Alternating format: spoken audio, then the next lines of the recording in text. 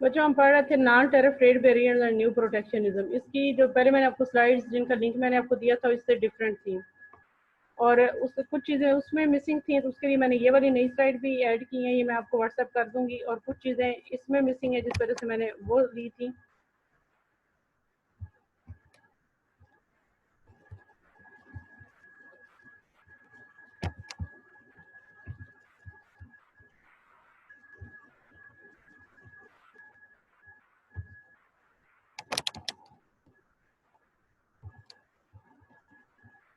इसमें हमने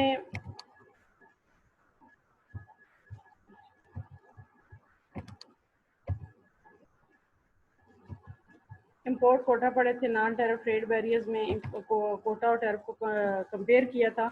जो स्लाइड मैंने आपको पहले दी थी वो थी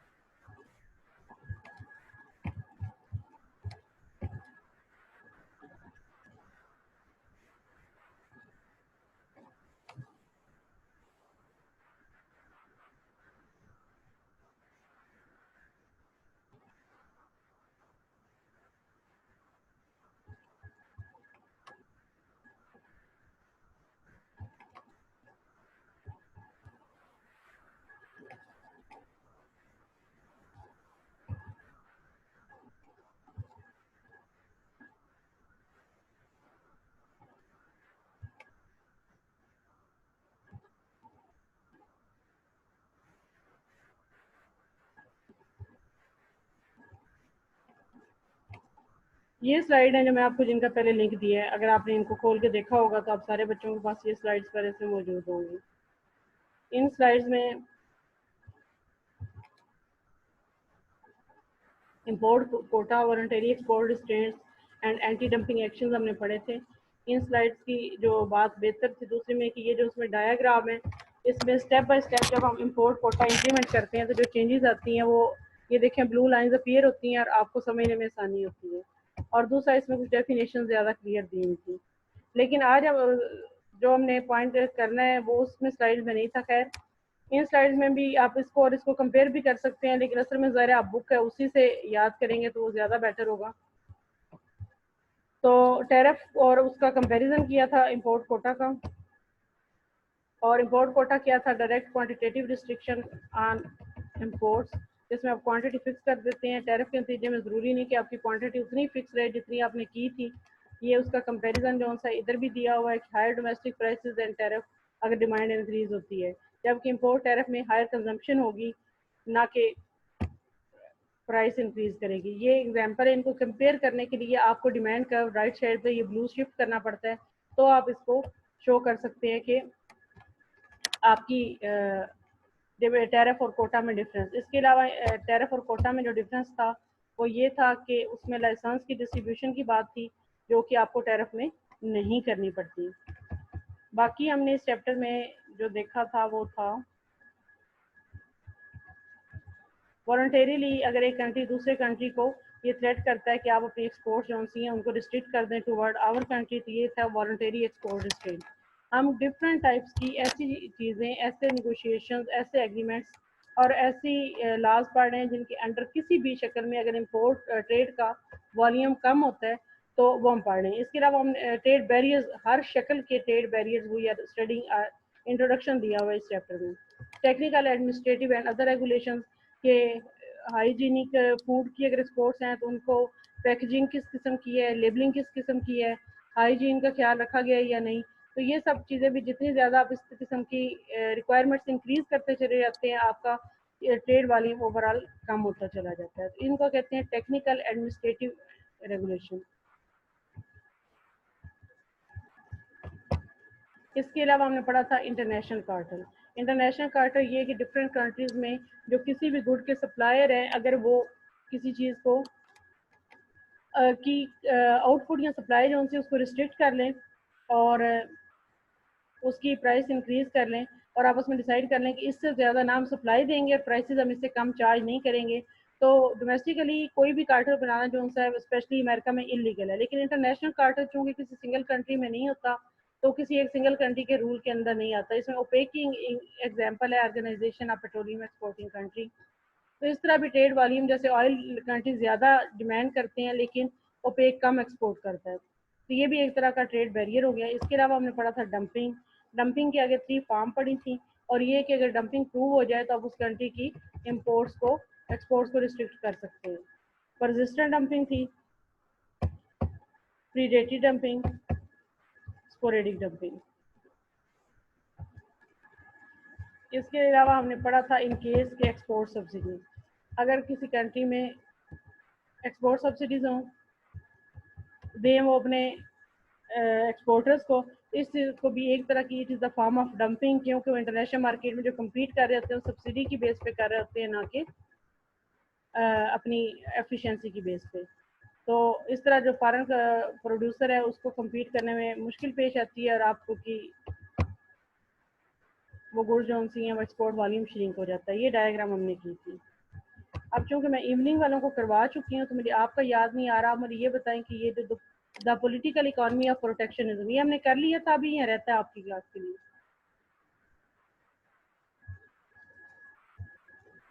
नो मैम, नहीं किया। मुझे लगा मैम ये डायग्राम भी रहती है। ये डायग्राम हमने नहीं अभी की, बच्चों ऐसे तो ना करो। मैम नहीं की है। मैम नहीं की। अच्छा, मेरा ख्याल था कि हमने ये डायग्राम कर ली हुई है। फिर 1 मिनट है उसमें।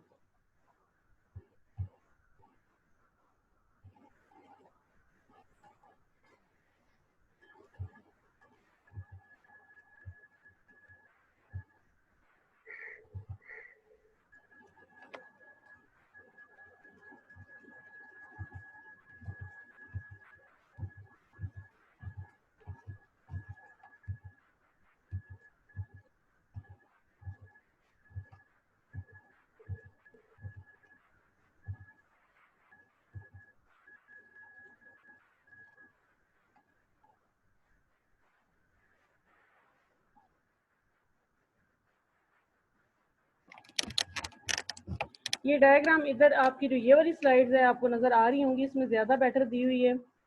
यहाँ से आप इसको करेंगे तो इन स्लाइड्स का मैंने आपको लिंक दिया हुआ है कि exports effect of an export subsidy. Export subsidy से मुराद क्या है कि आपकी वो इंडस्ट्रीज जो एक्सपोर्टिंग गुड प्रोड्यूस कर रही हैं आप उनको सब्सिडी देते हैं। जब आप उनको सब्सिडी देते हैं तो उनकी डोमेस्टिक प्राइस और फॉरेन प्राइस में फ़र्क आता है। फॉरेन प्रोड्यूस कंज्यूमर को वही चीज़ आप कम गुड पे एक्सपोर्ट कर रहे होते हैं, जबकि डोमेस्टिकली आप वो चीज़ आपको सब्सिडी होती है। सब्सिडी किसे देते हैं? प्रोड्यूसर को देते हैं। एक्सपोर्ट सब्सिडी के 2 तरीके, एक ये कि डायरेक्ट आप प्रोड्यूसर को सब्सिडी देते हैं। उस सिचुएशन में आपकी सप्लाई इंक्रीज होती है और प्रोड्यूसर जो उनसे हैं वो बच्चों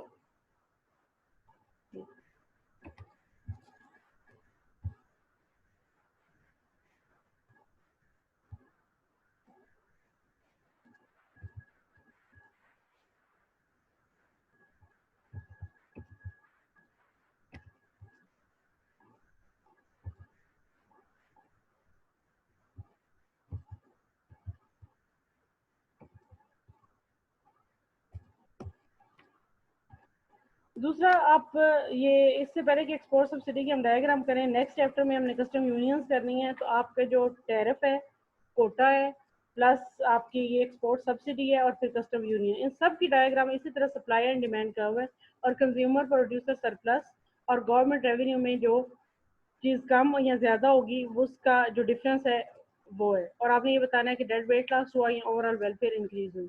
लेकिन ये डायग्राम अगर आप सारी इकट्ठी बना के उनका कंपैरिजन करके प्रिपेयर नहीं कर लेंगे तो आप जब भी ये बनाएंगे ये आपको मिक्सअप हो जाएंगे।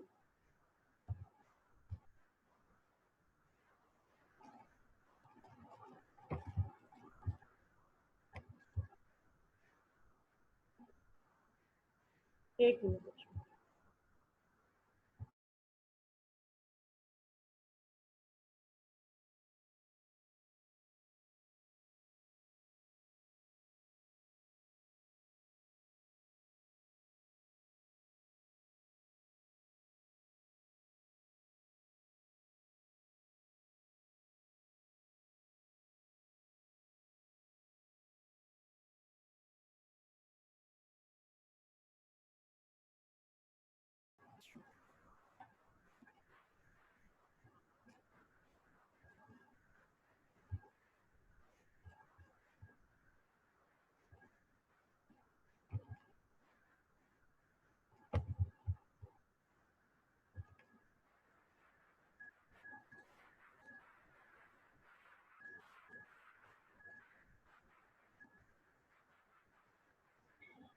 एक्सपोर्ट सब्सिडी किस तरह से काम करती है वो हम ये है कि आपकी ये सप्लाई ऑफ एक्स है, ये डिमांड फॉर एक्स है।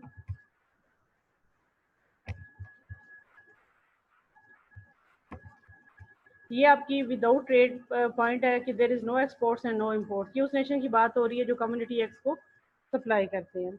ये सप्लाई और ये डिमांड। जब फ्री ट्रेड ये नेशन स्टार्ट करती है दूसरी नेशन के साथ, तो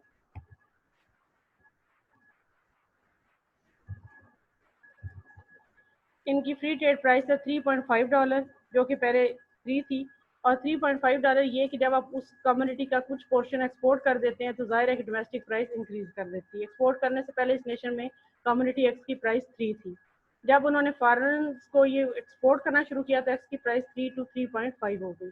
और 35 यूनिट टोटल प्रोड्यूस कर रहे हैं, ये इसकी सप्लाई है, और 20 यूनिट्स एक्स की कंजम्पशन है। तो 35 में से 20 आप निकालें तो टोटल 15 यूनिट्स ये नेशन एक्सपोर्ट कर रही है।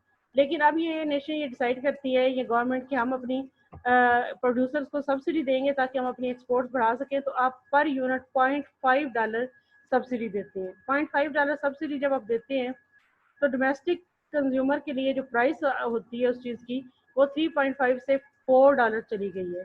लेकिन फॉरेन कंज्यूमर के लिए वो प्राइस नहीं बढ़ी, क्योंकि फॉरेन कंज्यूमर के लिए वो एक्स्ट्रा प्राइस आपकी गवर्नमेंट प्रोड्यूसर को पे कर रही है। फॉरेन कंज्यूमर 3.5 यूनिट्स ही देगा। जब डोमेस्टिक प्रोड्यूसर और कंज्यूमर के लिए प्राइस $4 हो जाएगी तो आपकी प्रोडक्शन 35 यूनिट से बढ़ के 40 यूनिट्स ऑफ एक्स हो जाएगी। इन 40 यूनिट्स में से चूंकि अब डोमेस्टिक कंज्यूमर के लिए प्राइस बढ़ गई है तो 20 के बजाय वो सिर्फ 10 यूनिट कंज्यूम करेंगे। और आपकी एक्सपोर्ट जो सी है, अगर आप 40 में से 10 को माइनस करें तो 30 डबल हो जाएंगी आपकी एक्सपोर्ट्स इस सब्सिडी के बाद। और इस सिचुएशन में आपका ये जो पॉइंट ए बी सी और डी है, यानी कि एरिया बिलो डिमांड का and above the price level, ये जो एरिया है ये वाला ए बी, ये आपके कंज्यूमर सरप्लस में से निकल जाएगा। और अब इसमें से कुछ एरिया तो प्रोड्यूसर सरप्लस में ऐड हो जाएगा, जैसे एरिया ए। और सी डैश जो सी सब्सिडी है जो प्रोड्यूसर को मिल रही है। लेकिन बी और डी जो सी ये dead weight loss of protection है, क्योंकि आप असल में बी सी और डी, और ये सारा एरिया जो सा आएगा कहाँ से, ये सारी वो सब्सिडी है जो असल में गवर्नमेंट को पे करना पड़ रही है। और the protection cost of the dead weight loss of nation 2 3.7, और टोटल जो सम है वो बी और डी, ये दोनों ट्राइंगल्स को अगर आप टोटल करें तो ये आपका dead weight loss of protection है। नंबर 1 ये अब आप इस में नोट करना शुरू कीजिएगा। पहला एरो क्या शो करता है, फ्री ट्रेड प्राइस 3.5। उसके बाद इस पे आपकी कंजम्पशन क्या है, 20 यूनिट्स ऑफ एक्स।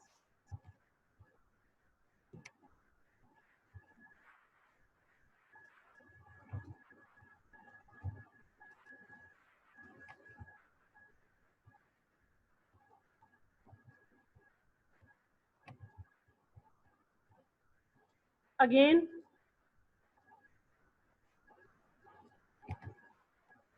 35 यूनिट्स आपकी टोटल सप्लाई और प्रोडक्शन है।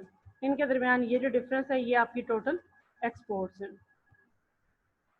अब आप सब्सिडी प्रोवाइड करते हैं तो price 3.5 to 4 for domestic consumer and domestic producer. इस पे डोमेस्टिक कंज्यूमर अपनी कंजम्पशन 20 से कम करके 10x कर देते हैं। And they increase their production from 35 units to 40 unit. ये डोमेस्टिक सप्लायर जो सा ये प्रोड्यूसर ने अपनी प्रोडक्शन इंक्रीज की है। एंड 40 और 10 के दरमियान जो डिफरेंस है ये अब आपकी एक्सपोर्ट है H डैश J डैश। इसमें नेशन 2 की प्रोटेक्शन कास्ट कितनी है वो अब 3.75 प्राइस है, उसको उन्होंने $2 है, और 2.5 से CJMD। इसको अगर आप उसमें देखेंगे बुक में तो आपको ज़्यादा क्लियर हो जाएगा, या उस दूसरी साइड से हम देखते हैं।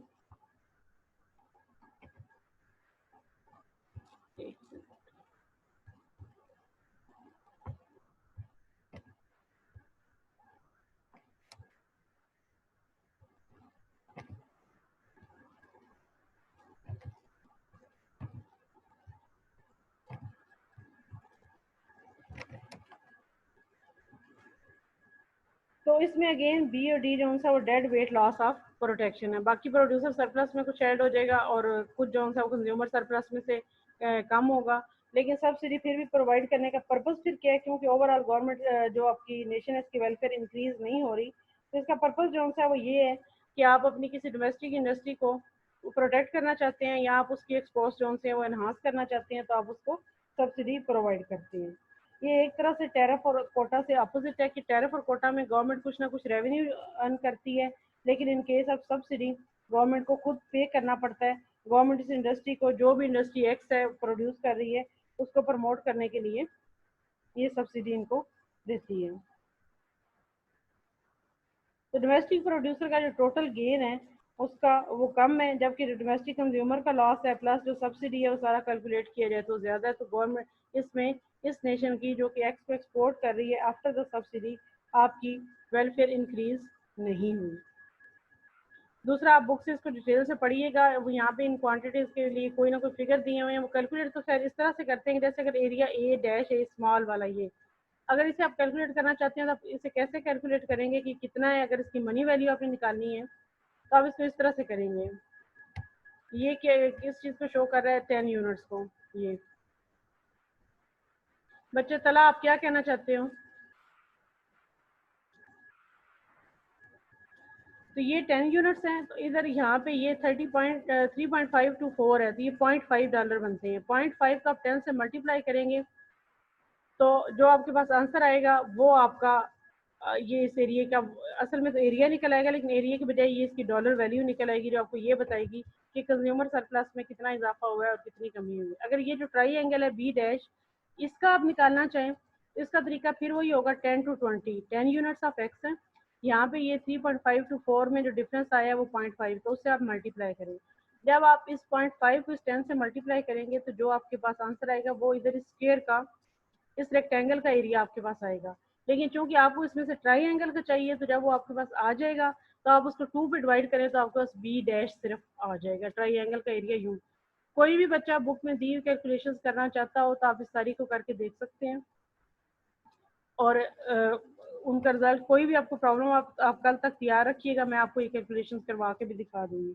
लेकिन वैसे इस डायग्राम को एक्सप्लेन करने के लिए आपको सारी कैलकुलेशन की ज़रूरत नहीं है।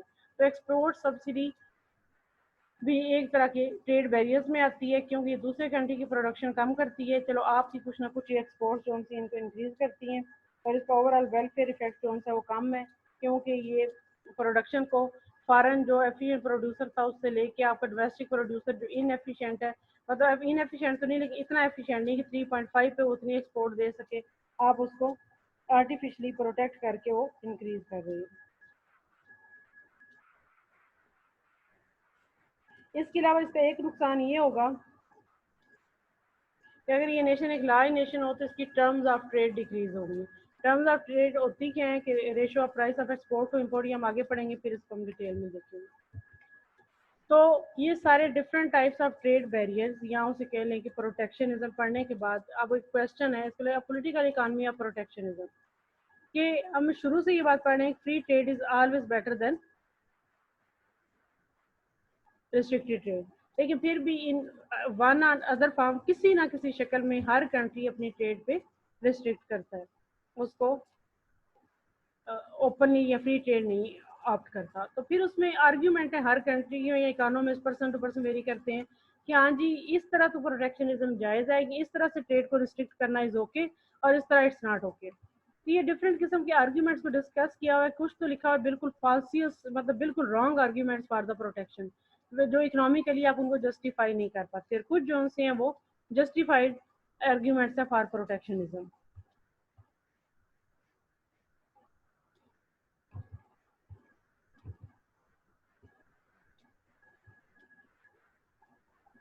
अब तक जो हमने ये देखा है इसमें से अगर आपके पास वो कोई क्वेश्चन हो तो आप पूछें। तला आपने अभी तक हैंड रेज किया, कुछ पूछना चाहते हैं?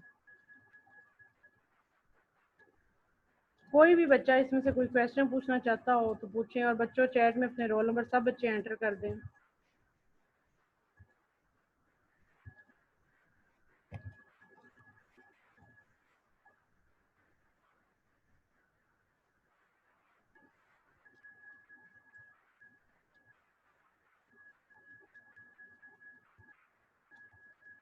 अगर आप नहीं पूछना चाहते तो हम थोड़ा से वो आर्ग्यूमेंट्स भी पढ़ लेते हैं। फिर आप लोग क्लास पढ़ के नहीं आ रहे, मुझे लगता है यही है कि आपके एग्जाम्स हो जाने हैं फिर आपने सर पकड़ के बैठ जाओ।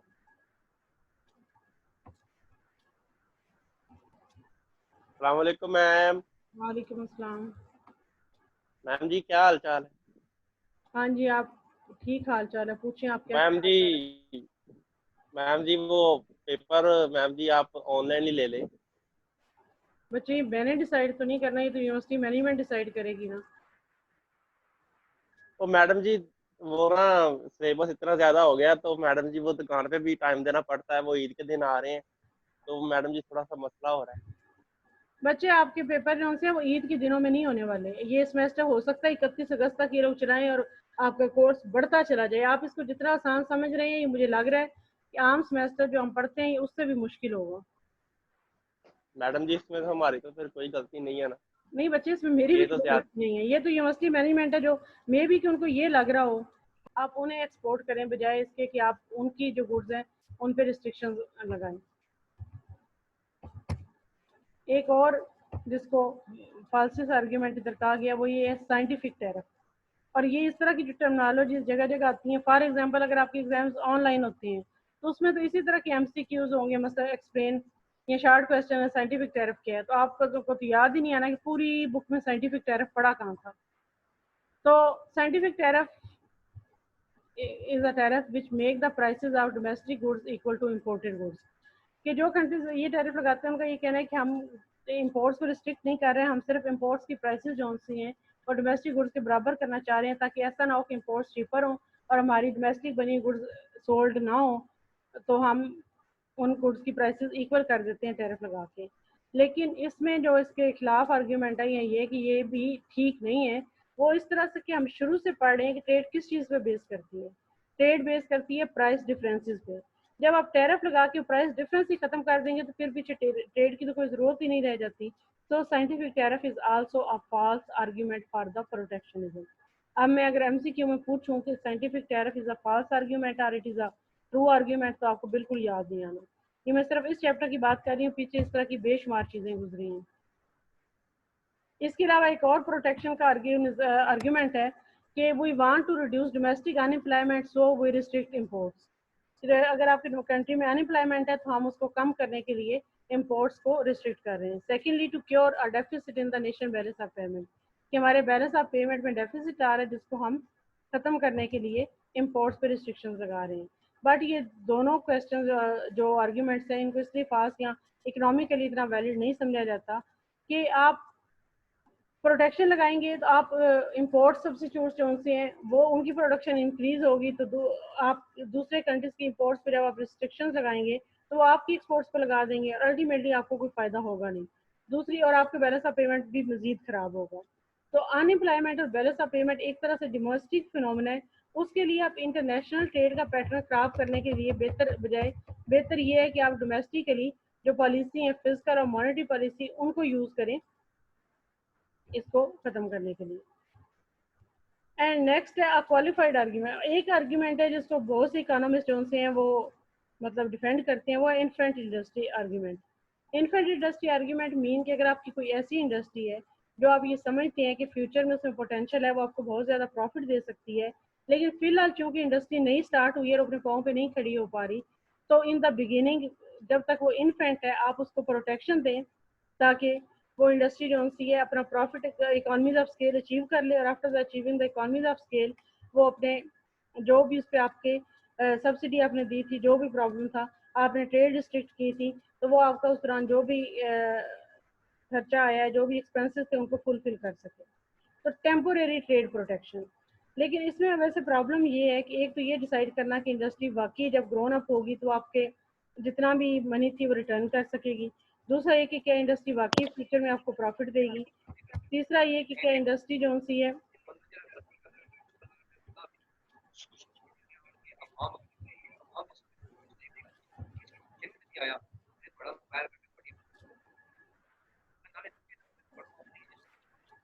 जैन मुर्तजा। बच्चे आप टीवी देख रहे हो तो आप कम से कम अपना माइक तो ऑफ कर दो।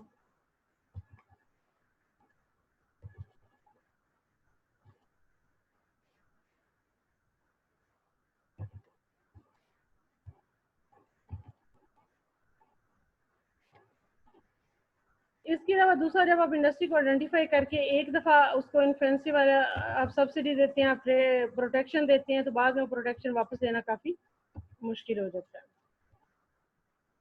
इसके अलावा एक है स्ट्रेटेजिक ट्रेड पॉलिसी आर्ग्यूमेंट। इसका मतलब सिर्फ ये है कि आप इस वजह से अपनी प्रोटेक्शनिज्म या जो आपने ट्रेड पर रिस्ट्रिक्शंस लगाई हैं उन्हें डिफेंड कर सकते हैं, इस चीज़ को सामने रखते हुए कि दूसरे कंट्री ने आपकी एक्सपोर्ट्स पे लगाई हैं तो आप अपनी उनकी पे लगाएं, ताकि आप उनके साथ बार्गेनिंग कर सकें कि आप हमारी एक्सपोर्ट पर रिस्ट्रिक्शंस कम करें और हम आपकी एक्सपोर्ट पर रिस्ट्रिक्शंस कम करेंगे।